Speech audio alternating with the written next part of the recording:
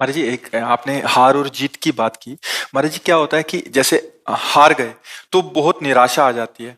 तो कभी कभी क्या होता है कि जैसे मान लो एक भारत का कोई मैच चल रहा है, पूरे देशवासियों का एक आस्था होती है, और वो कोई हनुमान चालीसा पढ़ रहा है, कोई हवन कर रहा है, और फिर हार जाए तो एक निराशा आती है कि भगवान ने हमारी इच्छा पूरी नहीं की। तो नहीं। हमसे इसमें दे, अभ्यास काम आएगा या महाराज जी प्रभु का जैसे कोई। इसमें हम आपको बताएं, अभ्यास काम आएगा।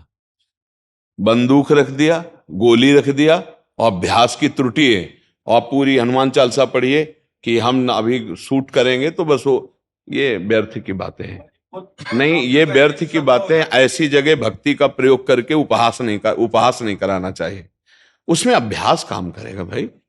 अगर अभ्यास शब्द भगवान ने उपदेश ना किया होता तो हम मान लेते अभ्यास योग युक्त चेतसा नान्यगामिना। अर्जुन, तुम ऐसा अभ्यास करो कि तुम्हारा चित्त सदैव मेरे में लगा रहे। अब हमने जिंदगी में कभी बंदूक है नहीं पकड़ी, अब हम रख दें और सारे मंत्र उच्चारण करें कि अब हम उठाएंगे और सीधे लक्ष्य में मारेंगे, कभी नहीं लगेगा। कि भगवान हमारा निशाना सधवा देंगे, कभी नहीं। गुरु करो किसी गोली चलाने वाले को, और उससे अभ्यास करो, और नाम जप करते रहो। वो तुम्हारी भागवती की यात्रा है, लेकिन गोली चलाने की यात्रा में तुम्हें किसी गोली चलाने वाले का ही जो शिक्षास्पद है वो अनुकरण करना पड़ेगा। एक आंख बंद करो, एक ऐसा लक्ष्य करो, ऐसा सालों अभ्यास के बाद वो जरा में ऐसे गोली मार देगा। अभ्यास, इसमें प्रार्थना, इसमें सब नहीं। ये बहुत उपहास का विषय है कि हो रहा है क्रिकेट, हम कर रहे हैं हवन, समझ रहे। अब वो अभ्यास में देखो, कुछ ऐसे लोग होते हैं जो बिल्कुल भगवान को नहीं मानते। जैसे विदेश के ऐसे खिलाड़ी होते हैं, कोई भगवान से मतलब उनका नहीं। वो अभ्यास में रात दिन उसमें इतना कि वो बाजी मार ले गए। अब हमारे यहां छोटी छोटी बातों में भगवान को सामने कर दिया जाता है। अभ्यास और सांसारिक क्रियाओं में अंदर भगवान को रखते हुए चलो। अब जब हार हो जाती है या हम कोई ऐसा विपरीत फल देखते हैं, तो कर्मण्ये वाधिकारस्ते मां फलेषु कदाचन, हम उसमें समान भाव लाते हैं कि चलो कोई त्रुटि हमसे अभ्यास में हुई। इसमें भगवान की इच्छा को हम नहीं देखेंगे, इसमें हमारे अभ्यास की त्रुटि है। अब यहां हम हनुमान चालीसा सब मिल करके पढ़ रहे हैं, और उनकी हालत क्या है कि वो शराब पीते हैं, वो मांस खाते हैं, वो व्यभिचार करते हैं, उनको कोई धर्म से मतलब नहीं, पर अभ्यास ऐसा किया और जीत ले गए बाजी, तो अब उपहास नहीं हुआ। तो प्रभु अभ्यास में हनुमान चालीसा का प्रयोग न किया जाए, वो अध्यात्म के लिए है, और अभ्यास प्रकृति के खेलों के लिए, सांसारिक के लिए। कभी हल नहीं चलाया, समझिए, और बैल और हल पूरा फिट करके रख दिया गया, और इसके बाद पढ़े हम हनुमान चालीसा कि हल चल जाए। नहीं भाई, ये अभ्यास का विषय है। हनुमान चालीसा श्री राम जी को प्रसन्न करके माया पर विजय प्राप्त करने के लिए। हनुमान चालीसा काम क्रोध लोभ मोह मद मत्सर इन पर विजय प्राप्त करने के लिए। क्रिकेट पर जीत, तो ये थोड़ा सा उपहास होता है। जैसे अब जीत ले गए सामने वाले, हम लाखों हनुमान चालीसा पढ़ रहे थे, अब क्या होगा, वो उपहास करेंगे। कई जगह ऐसी जगह होता है जहां हमारा उपहास हो जाता है। हम धर्म को धर्म की जगह रहने दें, और प्रकृति के अभ्यास को अभ्यास की जगह रहने दें, वहां अपने धर्म को ना जोड़ दें। ये बड़ी हानि का विषय होता है, बड़ी हानि का विषय होता है। जब उसका नकारात्मक फल आता है, तो फिर सबकी श्रद्धा डर, फिर तुम्हारी भी मेरी श्रद्धा कि हनुमान चालीसा का क्या फल, हनुमान जी ने ऐसा, तो हनुमान जी वहां बैठ बल्ला में नहीं खड़े होंगे जाके। तुम अभ्यास उसका करो। देखो, अलग अलग क्षेत्र है। अगर धनुर्विद्या सीखनी तो स्वयं राम जी धनुर्वेदता के पास, मंत्र विद्या सीखनी मंत्रविद्ता के पास। स्वयं भगवान ऐसा आचरण किए गुरुजनों के नीचे बैठकर, उनको कौन सा ज्ञान नहीं है, लेकिन उन्होंने किया है। तो इसके लिए हम आराधना है भगवत प्राप्ति के लिए, और व्यापार और संसार में जीने के लिए इसकी प्रवीणता चाहिए। इसकी प्रवीणता के लिए हमें वही, अब जैसे इंजन है एक कोई, अब हम बहुत मंत्र जानते हैं बहुत, तो हमारे मंत्र से इंजन चलेगा क्या? और उसका इंजीनियर चाहिए भैया, वो देखेगा उसमें कमी क्या है। अब कहते बहुत ज्ञानी हो, बहुत सिद्ध हो, तो इंजन चला के दिखा दो। ये महाराज जी, सबको लगता है कुछ जादू सा हो जाए, जैसे परीक्षा है तो अभी भगवान जी पास कर देना, बट पढ़ना। हनुमान जी महाराज पूरे चरित्र में आप देखिए, हृदय में भगवान का सुमिरन है, पर क्रियाएं सब कर रहे हैं ना। लंका में प्रवेश नगर कीजिए सब काजा, और हृदय राग बल विक्रम बुद्धि के द्वारा प्रवीण एकदम। नहीं, कहीं वहां ऐसा नहीं है कि, ऐसा नहीं है, प्रहार पर प्रहार कर रहे हो, जय श्री राम। अभ्यास, हर विषय का अभ्यास, बल विक्रम। जहां बल विक्रम का काम है वहां हाथ जोड़ने की जरूरत नहीं, वहां बल विक्रम काम करेगा भगवान का आंतरिक चिंतन करते हुए। कहीं बाहरी अगर हमारा भगवान का उपासना का कोई क्षेत्र जुड़ा हुआ और उधर हार परास्त आ गई तो ये बड़ी हानि का विषय होगा। बल विक्रम अभ्यास ये प्रकृति पर विजय प्राप्त कराता, और हृदय से भगवान का चिंतन। इसमें हम नहीं, कभी ड्राइविंग नहीं की है, अब हम बैठ जाएं कि आज तक जितनी साधना की है, चलो 10 कदम में गाड़ी को खंडक में गिरा देंगे, पक्का गिरा देंगे। तुमने साधना की है अपने जीवन की गाड़ी को काम क्रोध से बचा के भगवत प्राप्ति की, उसमें चलो। अगर ड्राइविंग सीखना है तो गुरु बनाओ ड्राइवर को, और महीना 2 महीना उसके अभ्यास में सीख जाओगे। अब इसके लिए अगरबत्ती खोस के वो हैंडल के पैर छू के वो कि आप जो है सीधे जीटी रोड में चलना, कहीं एक्सीडेंट ना हो, में चला, कभी नहीं चलेगी, कभी नहीं चला पाओगे। ड्राइवर को गुरु मानो और कुछ दिन उसके नीचे रहो, फिर सीख जाओ।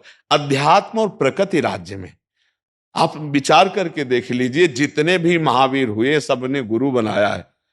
भीष्म पितामह जैसे महापुरुष परशुराम जी को गुरु बना रहे हैं शास्त्र विद्या के लिए, गंगा जी उनको अलग अलग जगह ले जाकर के शिक्षाएं प्रदान कर रहे हैं। तो ये अगर हम कहीं किसी भी खेल में हारते हैं तो हमारा अभ्यास शिथिल है। हम लोग बहुत कमजोर कहां हो जाते हैं, जैसे हमारी कहीं विजय हुई, अब वो फूल गए मार संसार की यश कीर्ति सम्मान में, नहीं, अभ्यास को शिथिल नहीं करना।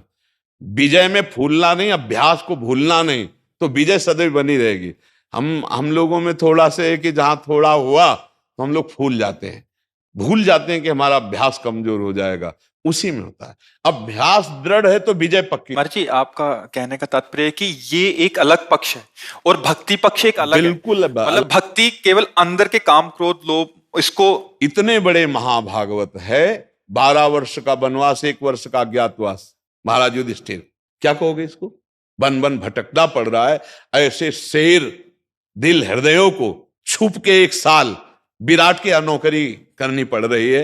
इसको क्या श्री कृष्ण के मित्र नहीं है? क्या भगवान जो लीलाएं हैं उनको पढ़ करके देखना चाहिए कि स्वयं भगवान क्या प्रकट होते। 6वें दिन पूतना को मारा था तो पहले ही दिन कंस को डंगा देते, सारी समस्या समाधान हो जाती। लेकिन भगवान छुप के रात्रि में जा रहे हैं कि नहीं जा रहे? गोकुल छुप के जा रहे हैं, रात्रि में जा रहे हैं। नहीं तो जैसे पूतना को 6वें दिन मारा था, 6ठी के दिन वो गई थी मारा, पहले ही दिन डंगा देते कंस को, समस्या का समाधान हो जाता। लीला है, भगवान का मार्ग अध्यात्म है। हम धर्म के द्वारा चलें, अध्यात्म ये है, लेकिन हाँ उसमें हमारा अभ्यास काम करेगा।